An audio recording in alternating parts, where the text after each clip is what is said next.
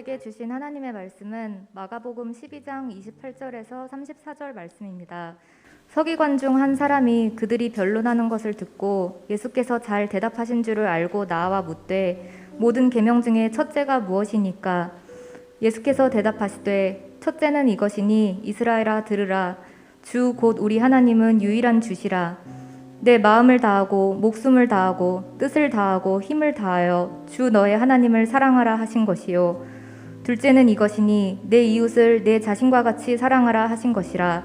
이보다 더 큰 계명이 없느니라.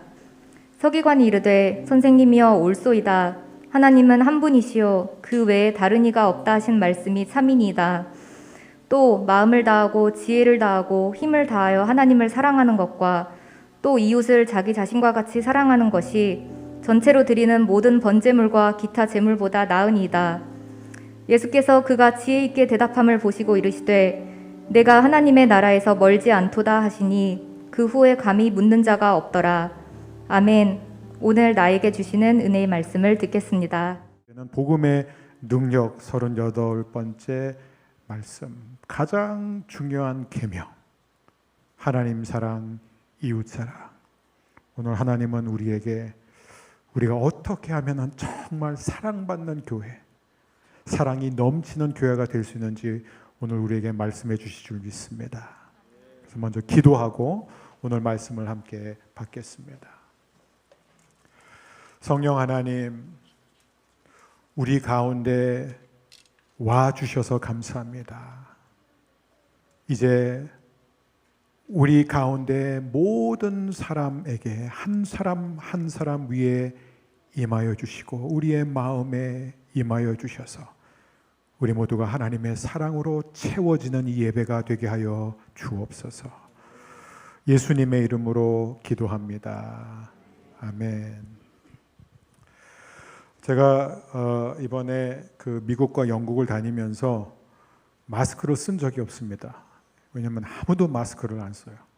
제가 이제 궁금해서 이렇게 목사님들한테도 물어봐요. 근데 코로나 전과 비해서 100% 다 현장으로 복귀했다는 거예요. 제가 갔던 예배들마다 그냥 자리가 꽉 차고 예배 전에 성도들이 와서 즐겁게 커피 마시고 다과 나누고 예배 끝나고도 서로 정말 즐겁게 하나님을 자유롭게 예배하는 모습을 보면서 정말 느낀 게 많습니다. 전 이제 우리가 좀 너무 이렇게 위축되지 않았으면 좋겠어요. 여러분, 그거는 분명해요. 내가 하나님을 예배하면, 내가 하나님을 사랑하면 결코 하나님이 우리를 부르시기 전에 우리가 세상을 떠날 가능성은 없어요. 걱정하지 마세요. 하나님은 실수가 없으신 분입니다. 그래서 우리가 이제는 정말 하나님을 마음껏 예배했으면 좋겠어요. 한 달 조금 넘었죠. 우리 창립 예배 드린 지가. 하나님이 우리 교회에 주신 새로운 부르심은 바로 Come and See입니다. 혹시 한 달 동안 교회를 다니지 않는 누군가에게 Come and See, 우리 교회 한번 와서 보라 라고 하신 분 한번 손 들어주세요. 예, 아니 손 그냥 들어주세요. 네, 할렐루야. 그래도 몇 분 계시네요. 손 안 드신 분들은 반성하시기 바랍니다. 여러분, 오늘 이 말씀이 되게 중요해요. 이 커맨시가 왜 중요한지. 오늘 이 성경 본문을 보게 되면 한 율법학자가, 한 서기관이 예수님한테 질문을 해요. 가장 중요한 계명이, 으뜸되는 계명, 첫째 되는 계명이 무엇입니까? 여러분, 우리는 이 최상급에 대한 표현을 자주 듣게 되죠. 제가 이제 유학 마치고 이제 한국에 돌아왔을 때 이제 교회에서도 인터뷰했고 또 제가 가르치는 신학교에서도 인터뷰를 했는데 공통적으로 나온 질문이 뭐냐면, 교수님이 가장 좋아하는 음식이 뭔가요? 목사님이 가장 감명 깊게 본 영화는 뭔가요? 이런 거예요. 교수님이 가장 존경하는 인물은 누군가요? 이런 질문인데 다 보면 가장 좋아하는 게 뭐고 가장 존경하는 사람이 누구고 이런 것들이에요. 사실 제일 힘든 질문이 제일 좋아하는 음식이 뭐냐. 왜냐하면 좋아하는 게 한두 개야지 말이지. 그래서 저는 항상 이렇게 돼요. 제가 지금 먹고 있는 걸 제일 좋아합니다. 그리고 우리는 늘 그런 얘기, 애들 어렸을 때부터 어느 축구 선수가 제일 잘하냐, 어느 팀이 제일 잘하냐, 어느 야구 선수가 제일 뛰어나냐, 역사적으로 가장 훌륭한 농구 선수는 누구냐, 서부터 시작해서 역사적으로 가장 훌륭한 인물은 누구였냐, 지도자는 누구였냐, 오늘날 우리 사회에서 가장 뛰어난 정치 지도자는 누구냐. 참 아픈 질문이죠. 그리고 또 가장 위대한 제국은 어디였느냐. 뭐 우리는 여러 가지 질문들을 던집니다. 예수님 시대도 이게 중요한 질문이었어요. 가장 중요한 계명이 무엇입니까? 왜냐하면 성경을 보게 되면 너무 계명이 많은 거예요. 그러니까 뭘 지켜야 되는지, 무엇부터 지켜야 되는지. 그래서 이 서기관이 물어본 거예요. 가장 중요한 계명이 무엇입니까? 근데 이 마가복음 12장을 보면은 예수님이 질문 공세를 받으세요. 근데 대부분의 질문이 다 아주 안 좋은 동기로 던진 질문이에요. 전부 다 우문. 근데 예수님은 현답으로, 우문현답이죠. 지혜로운 대답을 하세요. 지혜로운 대답이 어떤 대답이냐? 직접적으로 답을 주시지 않고 오히려 질문으로 다시 던져서 당황하게 만듭니다. 그런데 이번 질문은요, 예외예요. 예수님이 기다렸다는 듯이 질문이 떨어지기가 무섭게 첫째는 이것이고 둘째는 이것이다라고 말씀하세요.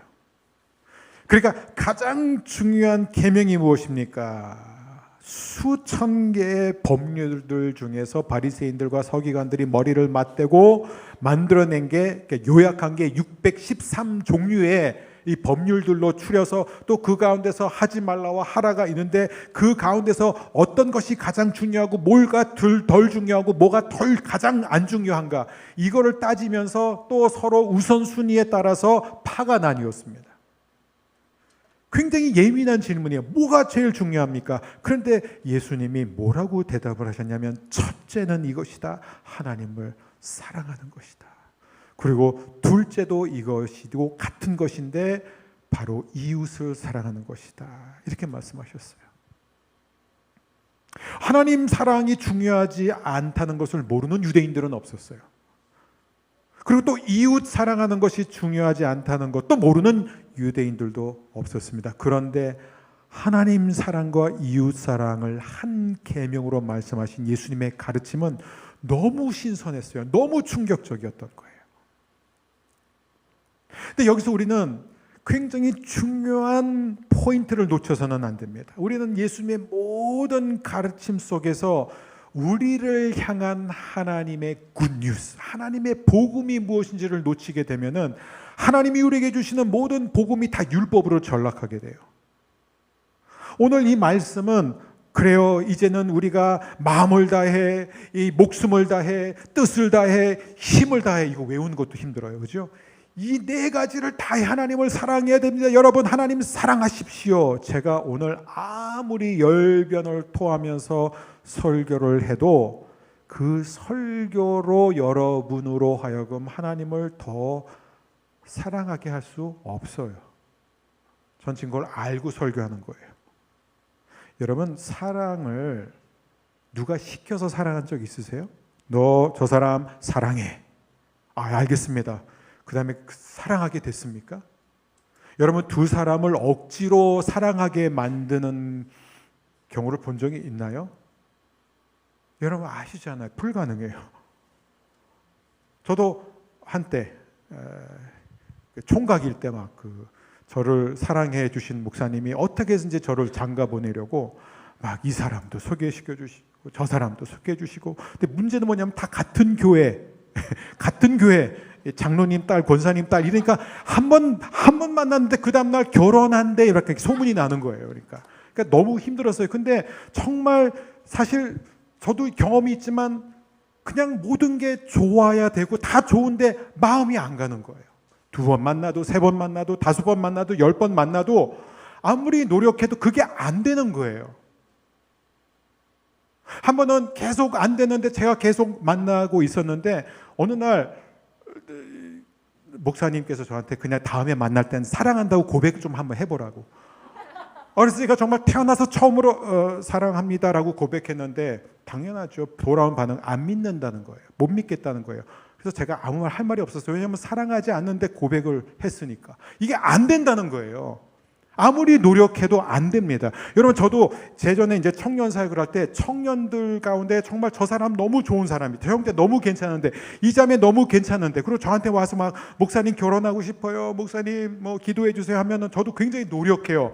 그래서 저는 그때는 정말 어떻게든지 두 사람을 엮으려고 제가 별의별 짓 다 해봤어요. 예. 그래서 이제 형제랑 약속하고 자매랑 약속하고 그러면서 우연히 마주치는 것처럼 막. 예? 그리고 막 이 상대방이 나타나게 되면 막 그 형제한테 결혼했을 때 가장 아내로서 중요한 것들이 이런 것들이 다 한참 얘기한 다음에 갑자기 자매가 딱 나타나면 내가 방금 얘기했던 그 모든 것을 갖춘 자매가 저 자매라고. 그런데도 소용없어요. 이게 방법이 없더라. 안 돼요, 안 돼요. 누가 시켜서 안 됩니다. 사랑은 그런 거잖아요. 그러면 오늘 제가 여러분한테, 여러분 하나님 사랑하세요. 이게 제일 중요한 계명입니다. 이거 하나 지키면 모든 율법 다 지키는 겁니다. 그러므로 우리가 하나님을 더 사랑하길 바랍니다. 여러분이 아멘 그런 거 있잖아요. 애들한테, 여러분 아이들한테 막 얘기를 해요. 애가 막 끄덕여 네. 근데 알아요. 안 들어요. 들을 마음도 없고 지킬 마음도 없는데 그냥 네, 예, 영혼 없는 대답. 부모님들 아시죠? 무슨 얘기인지. 근데 우리가 그렇게 이 말씀을 들을 때가 많아요. 근데 오늘 그러지 않았으면 좋겠어요. 그래서 우리가 오늘 이 하나님을 마음과 목숨과 뜻과 힘을 다해 사랑한다는 게 무엇이냐? 왜 예수님이 그게 가장 중요한 계명이라고 말씀하실까? 내 이웃을 내 몸과 같이 사랑한다는 게 무엇일까? 여러분, 이게 참 힘들어요. 왜 그런 줄 아세요? 여러분, 여기서 가장 중요한 게 뭔지 아세요? 하나님이 먼저 우리를 사랑하셨다는 거예요. 그게 바로 요한일서 4장 19절입니다. 우리 요한일서 4장 19절 말씀 함께 읽겠습니다. 요한일서 4장 19절이에요. 우리가 사랑함은 그가 먼저 우리를 사랑하셨습니다. 이게 이제 문제예요. 우리가 하나님을 사랑할 수 있는 방법은 하나밖에 없어요. 하나님이 먼저 우리를 사랑하셨다는 것을 알아야 돼요. 근데 이제 여기가 이제 걸림돌. 하나님이 나를 사랑하신다. 여러분, 저는 솔직히 하나님이 나를 사랑하신다라고 할 때 제가 그 사랑을 받아들이기가 힘들 때가 너무 많아요. 지금도. 제가 목사인데 여러분들 앞에 하나님의 사랑을 전하는 사람인데도 제가 제 자신을 알잖아요. 제가 마음으로 하나님을 거역할 때가 한두 번이 아니거든요. 하나님이 분명히 이렇게 하라, 이 길로 가라 했는데 저는 사람을 의식하고 사람이 두렵고 환경 때문에 순종하지 않은 게 한두 번이 아니에요. 제가 누구에게 말을 했는데 그 말을 하고 나서 후회한 적도 한두 번이 아니에요. 저는 목사이기 전에 사실 남편으로서 그렇게 좋은 남편이 아닐 때도 있어요. 제 아내한테 굳이 가서 확인하지 마세요. 그리고 저는 자녀로서 제 자신을 볼 때 내가 너무 부족한 아들이라고 생각할 때가 너무 많아요. 자녀들한테도 그래요. 좋은 아빠가 되고 싶어요. 정말 우리 아이들에게 하나님의 사랑이 어떤지를 보여주고 싶은데 그러지 못할 때가 많아요. 너무 많아요. 제가 이제 그저께 밤에 이제 돌아와서, 영국에서 돌아와서 이제 어제 이제 시차 적응을 하면서 그동안 받은 은혜 이렇게 쭉 쓰면서 이제 오늘 말씀을 전하기 위해서 이제 책상에 딱 앉아서 나는 부족한 아빠다 이렇게 딱 썼는데 제 막내가 들어왔어요. 근데 들어왔는지 몰랐어요. 제가 하도 집중하고 있으니까. 근데 이 녀석이 이제 뒤에서 그걸 본 거예요. 제가 쓴 거를. 그러고 나서 이제 갑자기 이제 뒤에서 제 목을 딱 잡더니 이제 제 막내가 즐겨 하는 게 그냥 목을 잡고 매달리는 거예요. 그래서 책상에 앉아있다 갑자기 목을 잡고 매달리니까 제가 막 아빠 힘들어, 아빠 힘들어, 나중에 하자, 아빠 지금 말씀 준비하고 있어 했더니 이 막내가 아빠는 며칠 동안 우리를 보지도 않고 이제 오래간만에 와가지고 나랑 놀아주지도 않고 막 그러는 거예요. 그래서 그래 알았어, 아빠랑 놀자 해가지고 이제 막 하는, 얘가 10분 있다가 10분 정도 지난 다음에 근데 아빠는 아빠가 좋은 아빠가 아니라고 생각해 이렇게 물어보는 거예요. 그걸 본 거예요. 나는 부족한 아빠다. 그걸 본 거예요. 물어보는 거예요. 얘가 이걸 봤구나. 그래서 제가 그랬어요. 재훈아, 아빠는 정말 좋은 아빠가 되고 싶어. 아빠 너한테 정말 좋은 아빠가 되고 싶어. 근데 아빠가 부족할 때가 너무 많아. 아빠가 못 참을 때도 많고 아빠가 실수할 때도 많아. 재훈이는 아빠가 좋은 아빠라고 생각했더니 나는 아빠가 좋은 아빠라고 생각한대요. 이게 너무 고맙더라고요. 그래서 제가 재훈이한테, 저희 막내한테 물어봤어요. 너는 좋은 딸이라고 생각하니? 너는 예쁜 딸이라고 생각하니? 했더니 대답을 못해요. 가만히 있어요. 그래서 제가 그 다음 질문을 던졌어요. 재훈아, 너는 네가 예쁘고 엄마 아빠 말 잘 들어서 엄마 아빠가 너 이뻐한다고 생각하니? 아니면 네가 때로는 말도 안 듣고 말썽 부리고 예쁘지 않은데도 엄마 아빠가 너를 사랑한다고 생각하니? 했더니 얘가 바로 대답하는 게 나는 말 안 듣고 예쁘지 않을 때도 아빠는 나를 사랑한다고. 자기는 그걸 안 돼요. 얼마나 감사한지 몰라요. 근데 여러분 솔직히 얘기하면 기왕이면 아이가 말 잘 듣고 예쁠 때 더 사랑스럽잖아요. 계속 말 안 듣고 계속 반항하고 계속 우리의 속을 긁으면 우리는 인간이기 때문에 부모라도 사실 속으로 그 순간에 미울 때가 있어요. 정말 미울 때가 있어요. 막 화가 날 때가 있어요.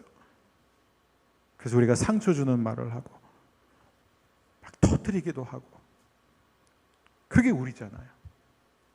여러분 어린 아이의 특징이 뭐죠? 우리가 이제 아기가 태어났을 때 얼마나 아기가 이뻐요, 사랑스러워요. 그래서 처음 이제 집에 딱 데려왔는데 이 응가를 했어요.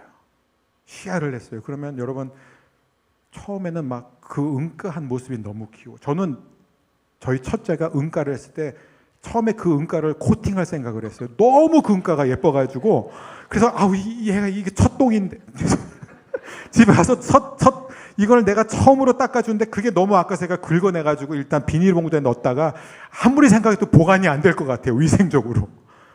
근데 처음에는 그래요. 막 그냥 똥 싸도 이쁘고 오줌 싸도 이쁘고 뭘 해도 다 이뻐요. 저희 아들이 그때 집에 와가지고 막 아기 때 목욕 다 시키고 닦아주는데 그대로 제 얼굴에다가 그것도 이뻐요. 화 안 났어요. 그냥 너무 이뻐요. 근데 이제 부모는 시간이 지나면서 자기가 바쁘고 힘들고 피곤하니까 이제 점점 짜증나는 거예요. 너는 몇 살인데 아직도 똥 오줌 못 가리냐면서. 그렇죠? 여러분 부모의 사랑은 사실 이 땅에서는 가장 큰 사랑이에요. 그러나 하나님의 사랑은 비교가 안 돼요. 여러분 정말 우리는 그렇잖아요. 우리는 다 부족한 사람들이에요. 부족한 자녀고 부족한 남편, 부족한 아내, 부족한 자식들이에요. 우리는 늘 사람들 실망시킵니다. 그렇죠? 우리는 직원을 실망시키는 상사고 상사를 실망시키는 직원이고 동료를 실망시키는 사람들, 형제를 실망시키고 저도 안 그러고 싶지만 때로는 성도들을 실망시킬 수밖에 없는 목사예요. 우리는 다 그래요. 근데 그런 나를 하나님이 사랑하신다? 우리가 처음 하나님 만났을 때 그 첫사랑에 빠져있을 때는 하나님이 무조건 나를 사랑하신다는 그 생각을 드는데 우리가 점점 그 첫사랑이 식어가면서부터는 자기도 모르게 자꾸 율법주의에 빠져요. 내가 더 노력해야지. 내가 이러면 안 되지. 내가 더 착하게 살아야지. 근데 우리는 사실 본질에서 계속 벗어나는 거예요. 여러분 그래요. 아이가 컸어요. 아이가 큰 다음에도 엄마 아빠 앞에서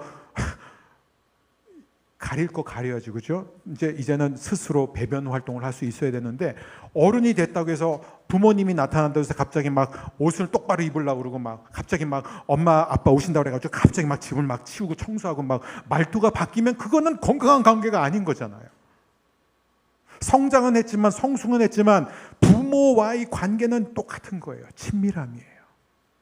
나를 있는 모습 그대로 사랑해 주는 거예요. 그게 하나님의 사랑이에요.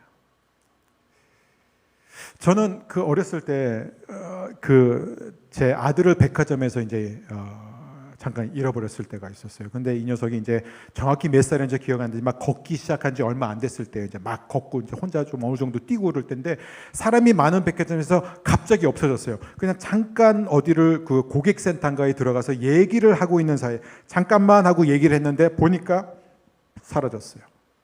근데 그 방안이 꽉 찼거든요. 그래서 막 다급하게 그 안을 찾고 막 같은 층도 찾아보고 에스컬레이터 타고 위에도 내려가 보고 아래도 내려가 보고 근데 얘가 안 나타나니까 막 등에 식은땀이 흐르면서 막 별 생각이 다 들더라고요. 혹시 백화점에서 이거 누가 납치 간 거 아니야? 막 이런 생각까지 들었어요. 그런데 그러다가 이제 미세하게 그 많은 사람들 중에서 아빠 아빠라는 소리가 들려서 그쪽으로 가니까 이제 이 녀석이 거기에 있는데, 여러분 그 순간에 제 안에 이 아들을 아빠가 가만히 있으라고 했는데 그 자리에 있지 않고 아무데나 그냥 걸어가 버린, 떠나가 버린 이 아들, 그래서 저로 하여금 피를 말리게 한 이 아들을 보는 순간 이 아들이 조금이라도 미웠을까요? 조금이라도 원망스러웠을까요? 전혀. 다시 이 아들을 찾았을 때요, 2배 사랑했어요. 막 너무너무 감격적이고 막 너무 좋아서 그냥 부둥켜 안았어요. 여러분, 이게 바로 우리 하나님 아버지예요. 탕자의 비유에서 하나님 우리에게 뭐를 보여주세요? 집을 나간 아들, 집을 나간 순간부터 그 아들이 돌아오기를 기다리는 아버지예요. 그래서 때로는 우리가 멀리 가야지 하나님이 우리를 얼마나 사랑하는지 아세요? 여러분, 혹시 오래간만에 교회 나오신 분 계세요? 오늘 혹시 처음 교회 나온 분 계세요? 아니면 온라인으로 지금 예배를 드리지만 나는 지금 하나님으로부터 너무 멀리 갔다라고 생각하는 분 계세요? 여러분, 그럴수록 하나님은 당신을 사랑하세요. 너무 사랑하세요. 정말 애타게 사랑하세요.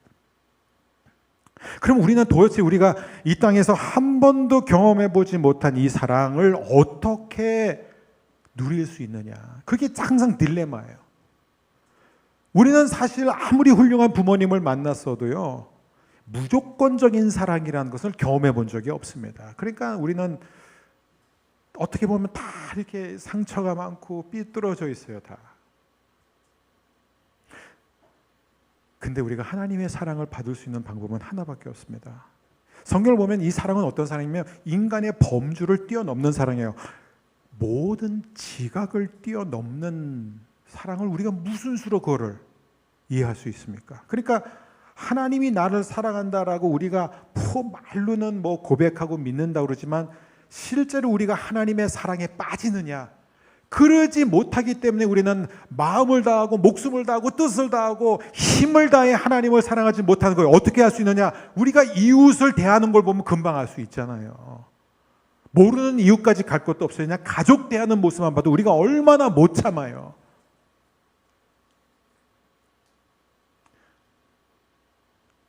하나님의 사랑은 어떻게 경험하는 것이냐? 제가 서두에 말씀드렸지만 우리가 아무리 제가 설교를 해도 하나님은 우리를 너무 사랑하십니다. 하나님이 여러분을 너무 사랑하셔서 하나밖에 없는 아들 예수 그리스도를 이 땅에 보내셨습니다. 저는 새 아이의 아빠지만 저는 죽어도 누구를 위해서 제 자식 하나도 희생시킬 마음은 전혀 없습니다. 절대 못합니다. 차라리 내가 죽지. 근데 그 하나님은 그 아들을 보내주셔서 우리의 모든 죄를 대속하기 위해서 십자가에 못 박혀 죽으셨습니다. 그 하나님이 아들을 다시 살리셨고 누구든지 예수 그리스도를 믿기만 하면, 그 십자가의 사랑을 받아들이기만 하면 우리는 하나님의 자녀가 되는 줄 믿습니다 하고 제가 이런 설교를 정말 눈물로 막 뜨거워지면서 설교한 적도 있어요. 근데 반응은 뭐냐면 그렇구나, 그 정도예요. 그냥 깜빡깜빡하면서 아멘 그러고 돌아가는 그 모습을 보면 얼마나 힘이 빠지는지 몰라요. 근데 그게 어쩌면 당연한 거예요. 여러분, 사랑하세요 한다고 해서 사랑해지는 게 아니잖아요. 하나님은 우리를 사랑하십니다. 그러므로 우리도 하나님 사랑합시다. 그렇게 안 되는 거 여러분 알잖아요. 그럼 어떻게 우리가 하나님 사랑하냐? 방법은 하나예요. 로마서 5장 5절 우리 함께 읽겠습니다. 로마서 5장 5절. 소망이 부끄럽게 아니함은 우리에게 주신 성령으로 말미암아 하나님의 사랑이 우리의 마음에 부은 바 됨이니. 다시 한번요. 소망이 부끄럽게 아니하면 우리에게 주신 성령으로 말미암아 하나님의 사랑이 우리 마음에 부은 바 됨이니. 여러분, 우리가 어떻게 하나님의 사랑을 경험하냐고요? 성령님을 통해서만 하나님의 사랑을 경험할 수 있습니다. 우리가 너무 잘 알잖아요. 하나님은 사랑이시라. 성령님은 거룩한 영은 하나님의 영이에요. 하나님이 지금 우리 가운데 영으로 와 계세요. 그런데 그 하나님이 나를 얼마나 지금 사랑하고 기뻐하시는지 우리가 경험할 수 있는 방법은 뭔지 아세요? 내가 더 노력하고 내가 더 힘쓰고 내가 더 애써서 되는 게 아니에요. 방법은 하나밖에 없어요. 사랑의 영이신 그 하나님을 내가 받아들이는 거예요. 성령님이 우리 안으로 들어오는 거예요. 즉 성령의 충만함을 받는 것입니다. 여러분, 제가 사실 성령 시리즈로 새벽 기도 때 말씀을 전했습니다. 그러고 나서 제가 정말 하나님 앞에 회개한 게 뭐냐면, 성령님의 그 중요성을 설교하고 나서도 제가 예배 때마다 성령님을 초대하고 초청하는 기도를 안 했다는 거예요.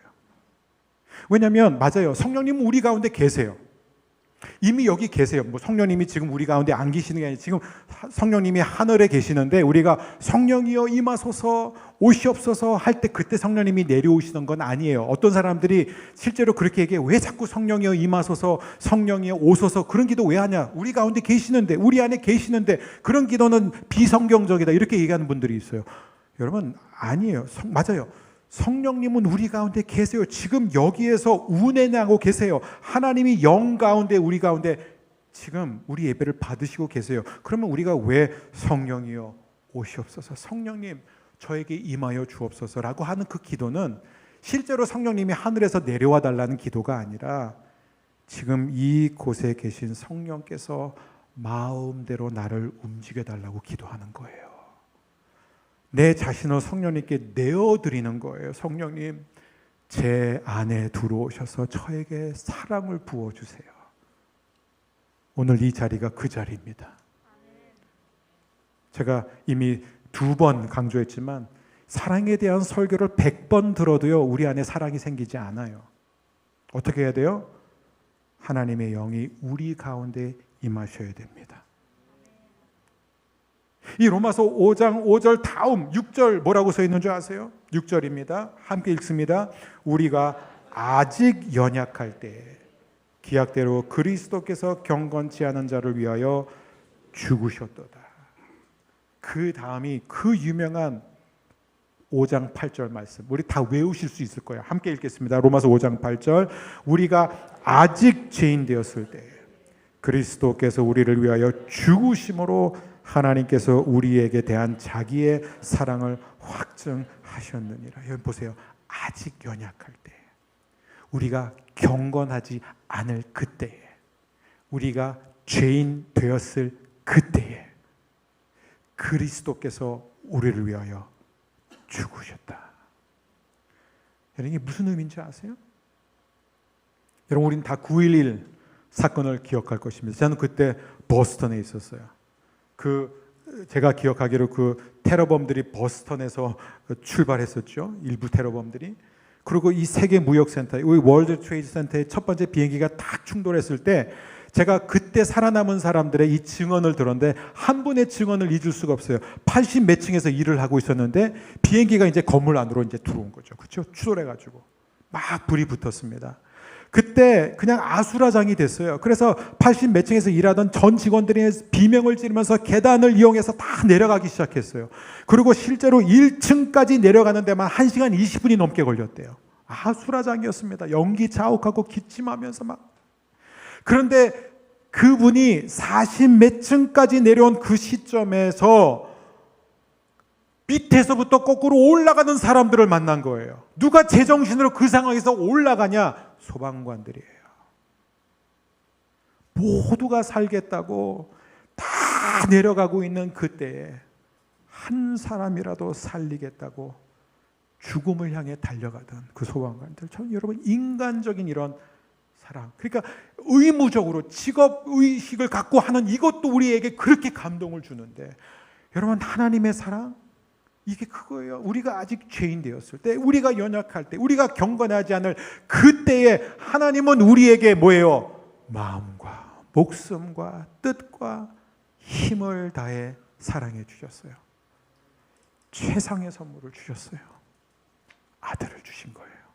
아들. 여러분, 우리가 누군가에게 선물할 때 그 대상에 따라서 선물을 주잖아요. 저분은 요 정도 선물하면 되겠다. 그죠? 근데 뭐 너무 선물을 과하게 하면 아깝잖아요. 뭐 이 정도까지 선물할 필요 없는데. 근데 정말 우리가 사랑하는 사람, 우리에게 너무나 소중한 사람은요, 뭐를 줘도 아깝지 않잖아요. 하나님이 그 아들과 함께 모든 것을 우리에게 선물로 주신 분이에요. 아깝지 않아요. 하나님이 그 정도로 여러분을 사랑하세요.